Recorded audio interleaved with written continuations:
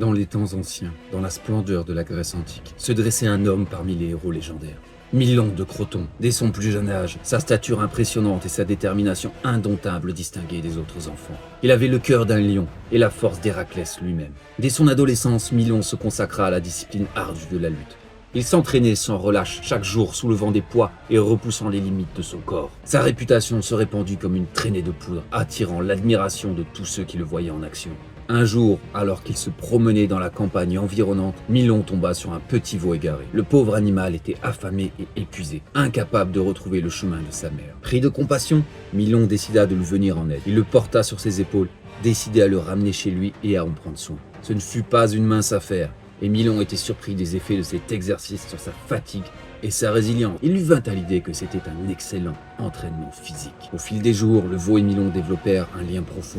Le veau, reconnaissant d'avoir été sauvé, suivit Milon partout où il allait, comme s'il avait compris que l'homme était son protecteur.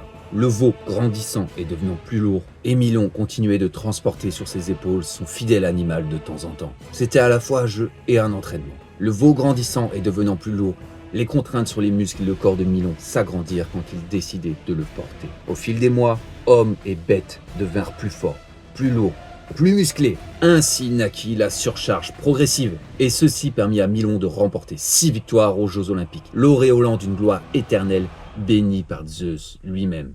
La surcharge progressive est toujours utilisée de nos jours et c'est même le pilier du progrès en musculation. En appliquant ce principe de manière cohérente, les athlètes et les amateurs de fitness peuvent continuellement défier leur corps, stimuler leur croissance musculaire, prendre de la force, l'endurance et éviter tout plateau de progression. C'est un élément essentiel et bien connu de tout pratiquant, normalement intégré à tout programme d'entraînement. Je suis Aurélien, coach sportif, préparateur physique et auteur pour le magazine américain Breaking Muscle. Et aujourd'hui, nous allons voir comment créer et optimiser la surcharge progressive. Sur le papier, c'est incroyable. Il suffit d'ajouter du poids chaque semaine afin de forcer l'adaptation. Ça, c'est ce qu'on appelle la périodisation linéaire, la forme la plus basique de surcharge progressive. Chaque semaine, on ajoute du poids à notre exercice. Le problème, c'est que ça ne fonctionne pas éternellement. Par exemple, si je pouvais ajouter 1 kg à mon développé couché chaque semaine, après un an, j'aurais gagné 50 kg. Dans 5 ans, je pourrais soulever 300 kg et dans 10 ans, 500. Mais ça ne marche pas comme ça. Ça va fonctionner tant qu'on est débutant. Mais si on est intermédiaire ou avancé, c'est mort. Et par exemple, quoi faire si vous avez un matériel limité? Vous n'avez pas un nombre de poids suffisant pour continuer à progresser. Par exemple, si vous utilisez déjà les haltères de 50 kg et qu'il n'y a pas plus. Que faire? Voyons voir comment jouer sur la surcharge progressive de manière intelligente ou sans toucher à la charge. Premier système, la triple progression. C'est l'une des méthodes les plus efficaces pour gérer la progression de l'entraînement. Ce système repose sur la construction d'une base. Tout d'abord, on doit dominer un poids spécifique en augmentant le nombre de séries et de répétitions qu'on peut faire avec. Ensuite seulement, on aura le droit d'augmenter la charge. Donc la première étape de la triple progression, c'est d'augmenter le nombre de séries de travail. Bon, alors il n'y a pas de nombre de séries exact, ça va dépendre si vous êtes dans un programme haut volume, bas volume, 2, 3, 4, 5. Mais prenons par exemple 5 séries. Si en ce moment vous réalisez que 3 à 4 séries à ce poids pour cet exercice donné, la première étape, ça va être de passer à 5 séries. Même si on doit réduire le poids que l'on utilise habituellement pour faire nos séries, c'est pas grave. Maintenant qu'on a accompli le nombre souhaité de séries de travail, la deuxième étape va être d'atteindre le nombre de répétitions que l'on veut par série. Peu importe le nombre d'entraînements que ça va nous prendre pour y arriver. Par exemple, si notre objectif est 10 répétitions, on doit pouvoir atteindre 5 séries de 10 répétitions. Imaginez que la première séance vous faites ça, vous mettez 80 kg. La première série, vous arrivez à en faire 10, la deuxième aussi, puis la troisième, on bascule à 9, puis 8 et enfin 7. Vous êtes fatigué. La semaine suivante, essayez d'augmenter votre score sur les séries où vous n'avez pas atteint 10 répétitions. Et ainsi de suite. Peut-être qu'il vous faudra 4 semaines pour parvenir à faire 5 séries de 10. Mais une fois que vous êtes arrivé à ce stade, vous avez réussi à franchir les 2 premières étapes de l'échelle. Et ce processus a déjà stimulé une hypertrophie solide et amélioré votre capacité de travail. Sans oublier que vous aurez également gagné en confiance et amélioré quelque chose qui est très peu pris en compte, la maîtrise technique. Bref, que du bonus. Maintenant et seulement maintenant, on peut augmenter le poids et on va le faire de la plus petite marge possible. Si vous utilisez des haltères de 30 kg, on va passer à l'unité au-dessus, donc 32 kg. Et comme on peut l'imaginer, a priori, l'augmentation de ce poids va nous faire perdre quelques répétitions sur nos 5 séries. Peut-être qu'on arrivera à en faire 10 sur les 3 premières et qu'on n'arrivera pas sur les 2 suivantes. Là, la boucle est lancée et on est dans ce qu'on appelle la double progression, c'est-à-dire qu'on joue uniquement sur le nombre de répétitions et de charges. Le nombre de séries ne va pas changer. Une fois que vous arrivez de nouveau à faire 5 séries de 10, c'est parfait, vous augmentez encore le poids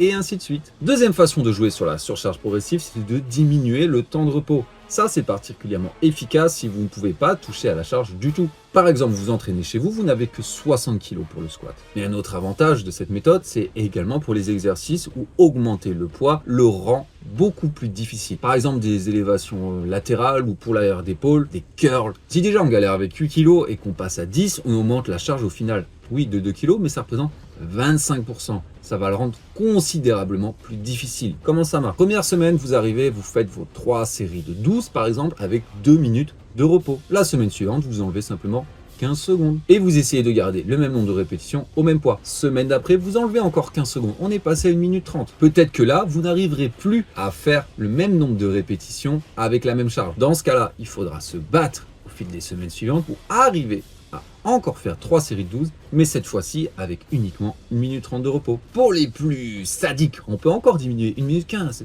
1 minute. Je vous garantis que si vous arrivez à faire le même travail avec seulement 1 minute de repos au lieu de 2, vous aurez gagné considérablement en force. Vous êtes prêt pour augmenter la charge. Mais dans la plupart des cas, déjà de passer de 2 minutes à 1 minute 30 aura montré une amélioration significative. Vous êtes prêt. En bonus, c'est également pratique pour diminuer la durée de ces séances. Si vous aimez cette vidéo ou que vous la trouvez utile, n'hésitez pas à la partager à quelqu'un qui pourrait bénéficier de son message. Le bouche à oreille reste la méthode la plus efficace de faire grandir la chaîne et de partager de l'information de qualité. Troisième façon, ça va être de jouer sur le tempo. Au lieu de faire nos répétitions super vite, du moins sur la descente, sur l'excentrique, on va commencer à intégrer un excentrique de plus en plus lent. On va dire qu'une rep normale, on descend sur 2 secondes par exemple au squat. La semaine d'après, on va faire exactement le même travail. On reste sur 3 séries de 12. Mais cette fois-ci, on va passer à 3 secondes de descente. Si c'est compliqué au début, n'hésitez pas à utiliser une application de métronome ou regarder un chronomètre, une horloge. Bon, vous maîtrisez 3 séries de 12 avec 3 secondes de descente,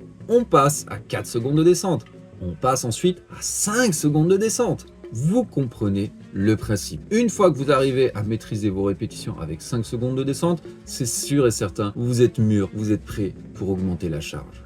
Mais vous n'avez pas de charge plus lourde, me direz-vous? Peut-être vous n'avez pas le matériel? Eh bien, combinez simplement plusieurs méthodes. Essayez d'augmenter le tempo de l'excentrique sur les répétitions et de diminuer le temps de repos. Ah, ça va finir par vraiment brûler. Quatrième méthode, ça va être de jouer sur la fréquence. Là, on est sur un modèle différent. Pas la peine de changer notre manière de s'entraîner, nos temps de repos, notre exécution. Non, on va simplement augmenter le nombre de fois où on stimule un muscle dans la semaine. N'oubliez pas que si vous êtes naturel, votre synthèse de protéines restera élevée dans le muscle pendant environ 48 heures au maximum. Donc vous comprenez que de garder un muscle stimulé 48 heures sera moins efficace que de le garder stimulé 96 heures. Vous avez votre première séance normale.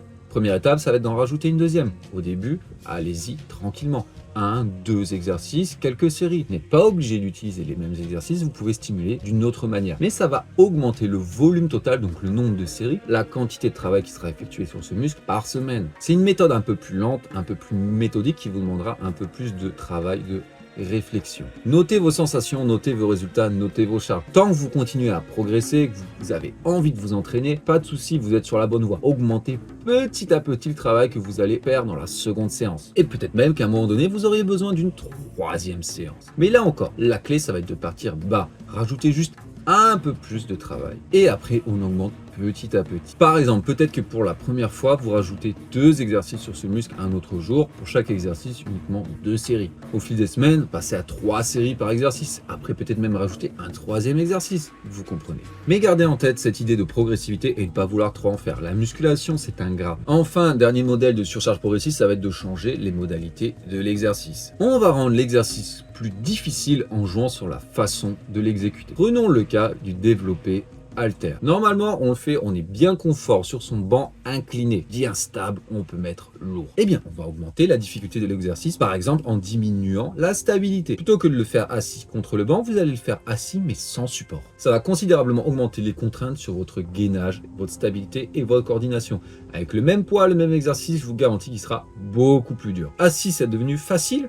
essayez debout. Essayez un seul bras à la fois pour encore plus créer des déséquilibres. En plus d'apporter de la fraîcheur et de la variété dans vos exercices, c'est jamais une mauvaise idée que de porter un peu d'attention à notre gainage, notre équilibre, notre coordination et également notre déséquilibre entre côté gauche, côté droit, haut du corps, bas du corps. Pour finir, une petite méthode pour ceux qui ne veulent pas trop se prendre la tête, le modèle fixe tout en un. Là, on va garder le même poids pour tous les entraînements, mais on va changer les conditions dans lesquelles on effectue l'exercice à chaque séance. Un bloc dure 4 semaines et à la fin de chaque bloc de 4 semaines, on va augmenter le poids. Si vous faites ça sur un cycle de 12 semaines, vous pouvez compter facilement sur une amélioration de 10 à 15% de votre force et du coup, vous pouvez être sûr que vous aurez construit de la viande en même temps. Dans la première semaine d'un bloc, vous faites vos répétitions de manière normale, comme vous avez l'habitude de le faire. Un excentrique contrôlé, pas lent, juste contrôlé, et une remontée, un concentrique, le plus vite possible. La deuxième semaine, on part sur un excentrique lent. Au lieu de descendre en environ 2 secondes, on passe directement à 5 secondes. Certaines personnes ont du mal à compter les secondes car ça perturbe leur concentration. Donc ne vous prenez pas trop la tête. Essayez de faire juste en sorte que ce soit 2 fois plus lent que d'habitude. Concentrez-vous sur le poids, moins sur les chiffres. Mais quand même, toujours, essayez de remonter la barre le plus vite et le plus fort possible. Troisième semaine, on va rajouter des pauses sur l'excentrique. Ce coup-ci, on peut utiliser un excentrique normal, mais on va effectuer 3 pauses de 2 secondes sur la descente. La première dans le tiers supérieur du mouvement, la deuxième au milieu et la troisième dans le tiers inférieur. Pendant ces pauses, gardez la tension dans votre corps dans la barre, restez gainé le plus fort possible. Là encore, une fois que vous passez à la phase concentrique, soyez agressif. Et enfin, en semaine 4, ce coup-ci, on va faire des pauses sur le concentrique. Rien à la descente, mais là encore 3 pauses de 2 secondes aux mêmes endroits que vous avez fait durant la semaine 3, mais ce coup-ci sur la remontée. Ça va être très dur. Une fois de plus, on se concentre sur la technique, la position corporelle, un gainage maximal. Une fois que vous aurez fini ce bloc de 4 semaines, vous pouvez augmenter la charge et repartir avec les répétitions normales. Un protocole idéal pour ça serait de partir avec environ 75% de votre maximum pour des séries de 5. C'est possible que certaines semaines, vous n'arriviez à faire que 3 ou 4 répétitions, mais essayez dans tous les cas de garder la forme prescrite. Allez, en bonus, je vous rajoute une autre méthode pour les athlètes les plus avancés. La progression ondulatoire double. Il s'agit simplement de la double progression qui est appliquée à 2 plages de répétitions différentes qui sont alternées chaque semaine ou chaque bloc de semaine. Ce système est à réserver aux pratiquants les plus avancés d'entre vous. Lorsque vous êtes bloqué sur un exercice, vous avez un plateau, vous n'arrivez pas malgré tous vos efforts à augmenter votre charge, votre maximum. Ce genre d'exercice où on pourrait même être tenté de tricher un peu sur la descente, rebondir pour essayer de se dire ouais je suis devenu plus fort, mais en fait non.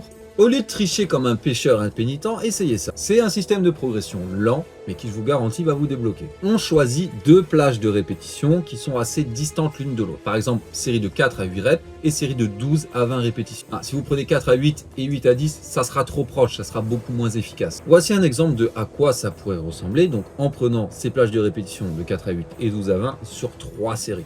Comme vous le voyez, il y a une semaine, on met plus lourd, une semaine, on met plus léger. À chaque fois, l'objectif, c'est quand même d'essayer d'atteindre le maximum. Première semaine, série de 8, de 6, de 5. Les prochaines, on remet lourd, on va essayer d'atteindre 8 partout. Seconde semaine, on fait 20 partout, c'est nickel. Qu'est-ce qu'on fait? On augmente la charge et on essaye à nouveau d'avoir ces 20 répétitions. Simple, efficace et ça a l'avantage également d'être varié chaque semaine. On ne fait pas la même chose. Donc voilà, j'espère que vous en avez appris un peu plus sur la surcharge progressive. Si vous avez d'autres questions sur les méthodes d'entraînement, n'hésitez pas à les poser en commentaire. Tout commentaire booste l'algorithme. Allez, à la prochaine.